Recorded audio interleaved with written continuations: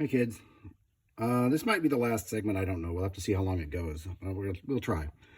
This is looking better. I was just sitting here with some of the good old Novus plastic polish, shining this thing up. I had dunked it in some purple degreaser and got the tape residue off.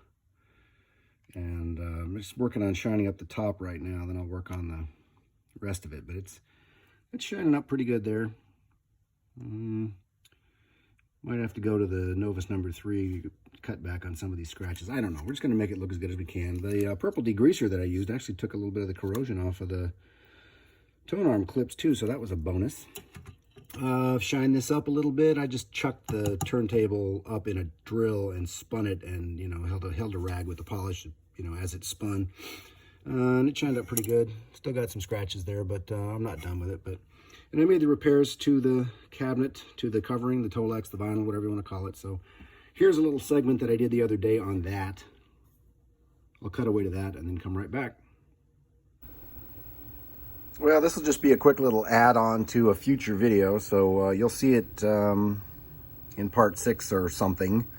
Just going to take a minute here to do this. This is where, of course, I dropped this and it landed on the top plate. And that's why that divot is like that. And I've got this other little one over here. All I'm going to do is take a little wood filler and fill that in. And then I cut a piece, you can see, I cut a piece out of here, this extra material where the top plate sits. You're never going to see that. So I'm just going to take some of this, and after I fill it in, I'm just going to, whichever way goes better, whichever direction looks right. No, it's going to be this way. I'm just going to glue a piece of that over the wood filler.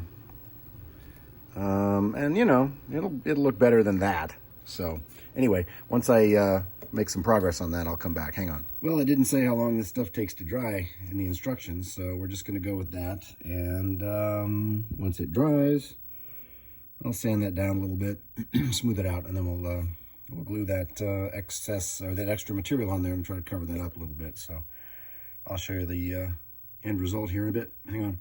Okay, well, those are dry, and I'm just going to probably give them just a tiny bit of sanding, and then we'll try to put some new fabric over them. Okay, well, there's that one. I'm just going to probably glue that in there like that, and just touch up, little things like this with some stain or something. There's a few of them here and there, but this one is a bit of a problem because it's so big that I had to cut a bigger piece that I could wrap around like this. But it's not really a good match, and because this was in here for years, the creases in it are really, they're really showing up. So, but we'll do the best we can. I mean, that's not too bad. You can see there, if I glue that down, it's always going to be pretty obvious that it's a patch, but I probably won't make it quite that big, but it'll do. Let's see if it'll cover that. I might have to go the other way just because this part's bigger and will cover up that section better. So anyway, I'll show you what it looks like when it's done. Well, that's really not too bad. And you can see it right there, but I mean, time to get it all put back together and everything, and maybe if I touch this up with a little stain just to darken things here and there, that's not too bad. We'll see how this one goes. Hang on. Well, obviously it's not the ideal solution, but it's better than having that big divot there, and I think it looks better than if I had just filled it and tried to color it.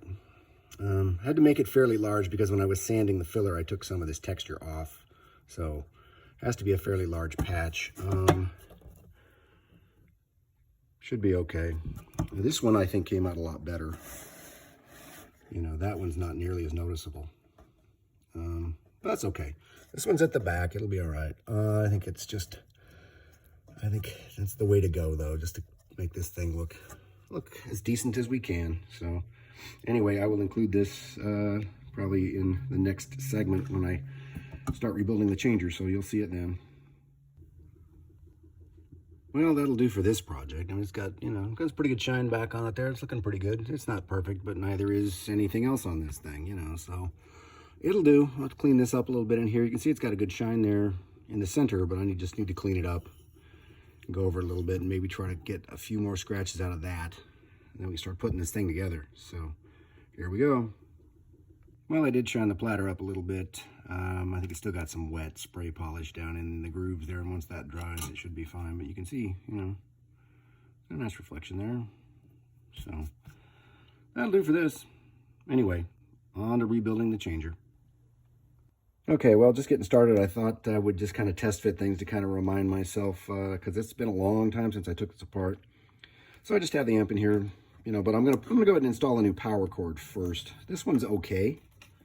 You could get by with it for probably quite a while. Doesn't seem to be any major fraying going on, but it's old, and so I think we'll go ahead and do that, and I'll clean this up, and we'll put this on the end of a new length of cord. I really like these old dummy plugs. These are really good. This one's in pretty good shape, just needs to be cleaned up. I'll clean the contacts really well, and we will use that. So that's where we're going to start with this. So let me have to crack the amp back open so I can get that new cord installed. So here we go. Okay, I'm guessing I was being lazy and was going to just get by with this original cord originally, and then I changed my mind. You can see one end of it goes here to this long terminal strip, and the other end goes here. So, you know, not really that difficult. I don't know why I wasn't going to go ahead and replace it. I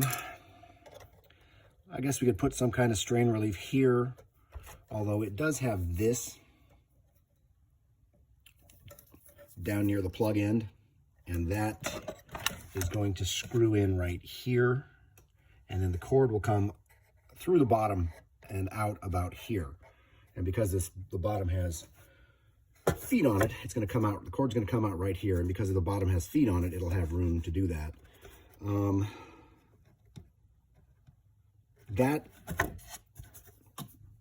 Having that attached there, that's going to act as a strain relief anyway. But I'll do something right on the amp, just even if it's just a zip tie on either side. I do that a lot. That way the cord can't go one way or the other. I figured, no, you know, you don't see it when it's all buttoned up in the cabinet. It doesn't have to be pretty. So just sticking a zip tie on both sides keeps the cord from moving either direction. So that's probably what I'll do. Okay, there's the new power cord. The neutral side of the original was soldered here, so that's what I did on this one, and that's where the hot side went. I just tied the old Underwriter's Laboratory knot in the cord on the inside and put a zip tie on the outside so that it really has, excuse me, nowhere to go. And just need to clean up the plug here a little bit and get the other end taken care of. Okay, I had a little technical glitch, so I'm redoing this segment just to show you a couple of things, and then I'm going to have to sort of backtrack, but it'll be all right. I put the put the amp in place and attach the cord like the original was, and that does make a very nice strain relief, you know. And so now we'll flip it back over. I've already reattached the speaker wires. I think I mentioned that in the next segment that will be coming up after this one, because I'm sort of doing this one a little retroactively. And so we're gonna put the idler wheel in place. That'll be the next thing that we're gonna do. So now that I've got the amp in place, it's all secure and the knobs are turning and everybody's happy with that. And the speaker is hooked up. All of these things, like the muting switch, they can all come out the top, and they're all going to get attached to this once I rebuild the changer. But right now, I'm going to put the idler in place, the idler wheel. All right, well, we got the speaker wires reconnected. So here's my muting switch and the on-off switch. And, of course, like I said, the motor and top plate. And they're all going to get attached to this after I rebuild the changer. But first, I need to install the idler wheel on here so that this will be ready to go. And also my little rubber donuts, so we can get that all put together. I'll look and see. There's my new idler wheel. I got to go through my bag of parts here and find the washers and oil retainers that go on here also. And then we'll get that going. You can see this is where the idler wheel is going to go. It goes on this part here. And this is the capstan, or whatever you want to call it, that makes the idler wheel spin. Of course, that's attached, that's part of the motor. So let me look through my parts bag and find the washers and oil retainers, and we'll get this put together. Okay, so let's see if I can move this a little closer, maybe. Some of this stuff out of the way, maybe. So, just have my oil. What I have here is, you have these two, let's pick one up real quick here, come on. I need some new hemostats. These are getting kind of worn out. They don't want to grab things like they used to. You have these oil retainers, and they're, you know, kind of a, I don't know, they're not solid, you know, they're a flexible washer. They're a fiber material. And then you have one solid washer that will go on top. You have two oil retainers, one on the top, one on the bottom. Then you have that solid washer on the top, and then you have this spring here that retains, that's the retainer spring. It keeps the idler wheel in place. So you take a bit of oil and you just put it on the idler wheel shaft. I'm gonna have to, you have to extend this nozzle on this thing. You're just gonna put a drop of this on there. And then you just kind of do that. And you take one of the oil retainers. You have to be careful because they're old and they're fragile, but they still work if you're careful with them, and don't break them when you're taking them off to clean things up or putting them back on like I'm doing now. And then I like to just maybe take a tiny bit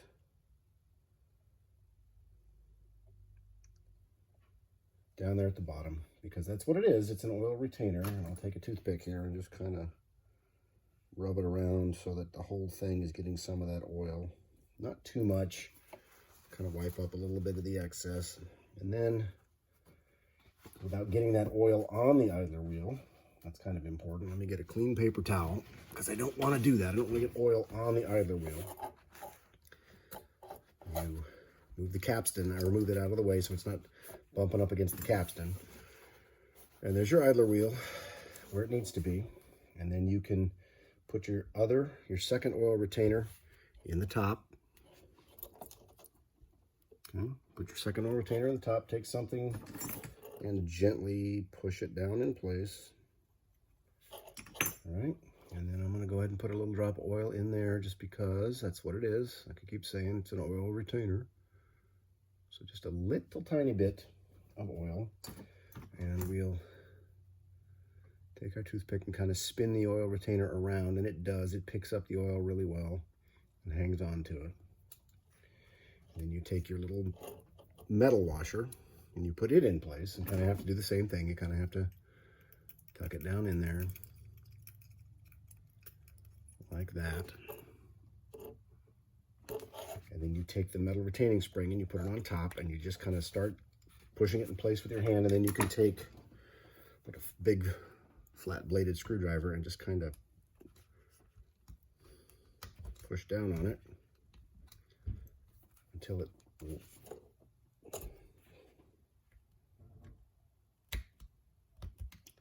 lands in place. You kind of want to get it all the way down on there.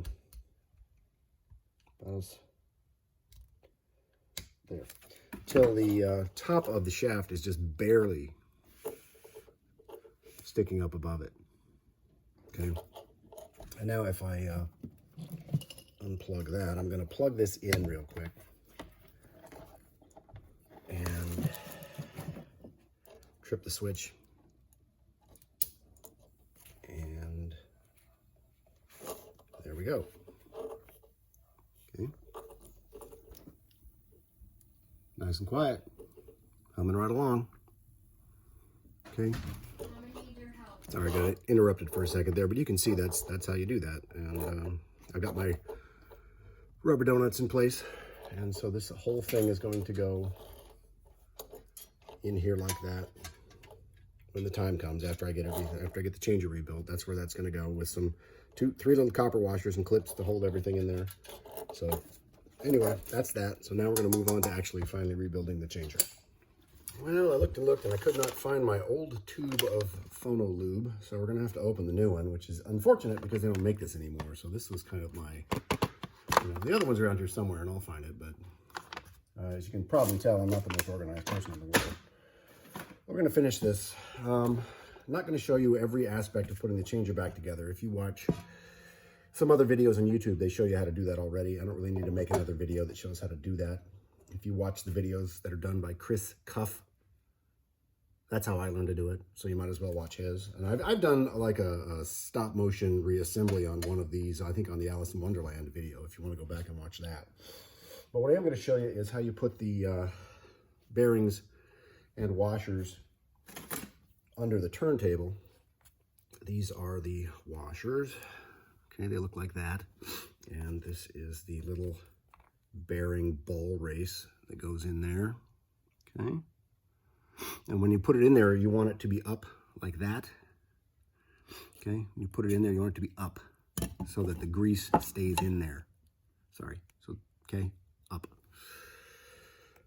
When you're putting these together, let me look in here real quick to see if I can find it again. When you're putting these together and you have all of the parts out like I do, there is another little washer that looks very similar. If you have the thing completely disassembled and it's time to put it back together. This one is slightly smaller than these two. Okay, these two go under the turntable. This one goes under the tone arm. So you, let's open up our phono lube because I cannot find my old tube of it, which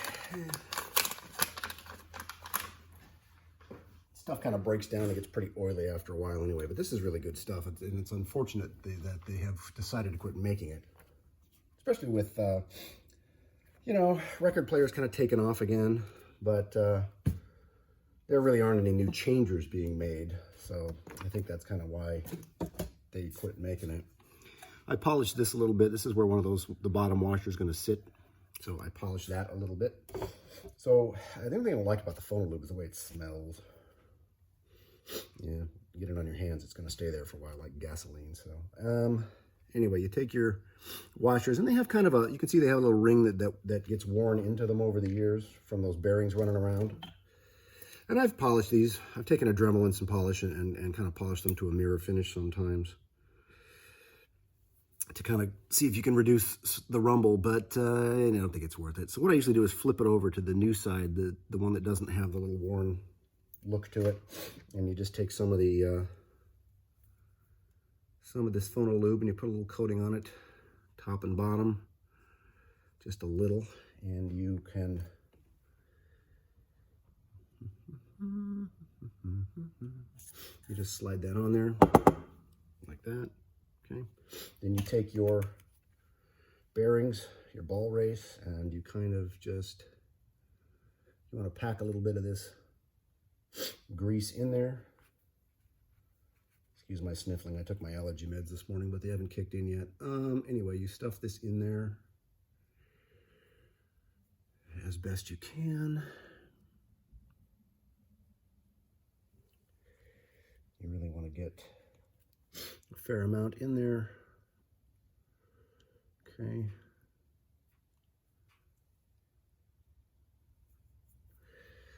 Like that. Okay, full of grease. And then you put that in there. Remember, you're putting it in there with you want the grease to be you want it to retain the grease. He's trying to talk this morning and not doing a very good job. Sorry. And then you take your other washer and you just put a little grease on that. Doesn't have to be a lot. And you put that one there too. Okay, and then you can kind of take the excess grease and kind of rub it on that shaft just a bit. Okay, because that's the part that's going to spin in there, and then you can just drop that whole thing in place, and away it goes. Okay, that's how you do it. So that is the first step to putting your changer back together, is getting your turntable ready.